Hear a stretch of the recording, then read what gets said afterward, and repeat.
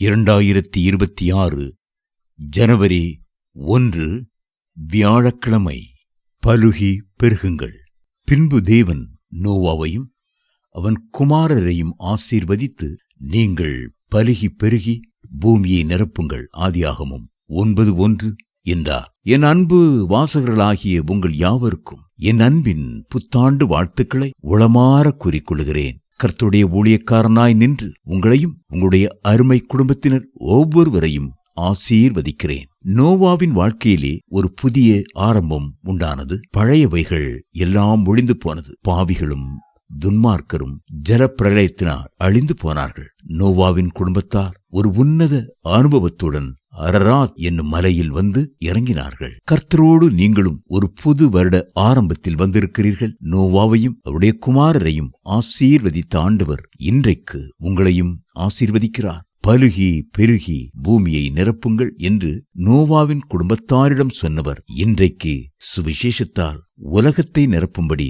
உங்களுக்கு ஆலோசனை சொல்லுகிறார். உங்களுக்கு ஆவிக்குரிய சந்ததியை நிச்சயமாகவே அவர் தந்தருளுவார்.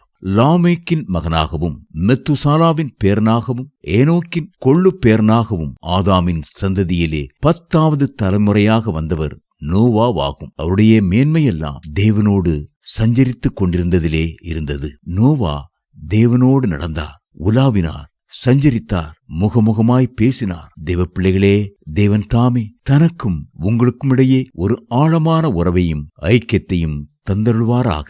சந்திர மண்டலத்திற்கு சென்று வந்த விண்வெளி வீரரான ஏர்வின் என்பவர், நான் சந்திரனிலே நடந்தேன் என்பது பெரிய காரியமல்ல.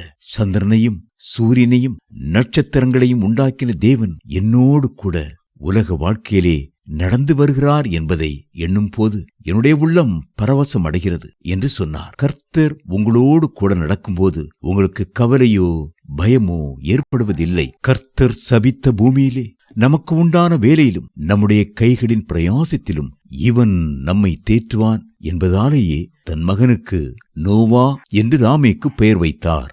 ஆதியாகமம் 5:29. நோவா என்றால் தேற்றுகிறவன் என்று அர்த்தம். லாமேக்குக்கு தேற்றுகிற ஒரு நோவா இருந்தது போல நமக்கு பரிசுத்த ஆவியானவர் தேற்றுகிறவராக இருக்கிறார். என்றென்றைக்கும் உங்களுடனே கூட இருக்கும்படிக்கு சத்திய ஆவியாகிய வேறொரு தேற்றவாளனே என்று இயேசு சொன்னார். யோவான் 14:16. அவர் எப்படி நம்மை தேற்றுவார் தெரியுமா? ஒரு தாய் தேற்றுவது போல அவர் நம்மை தேற்றுவார்.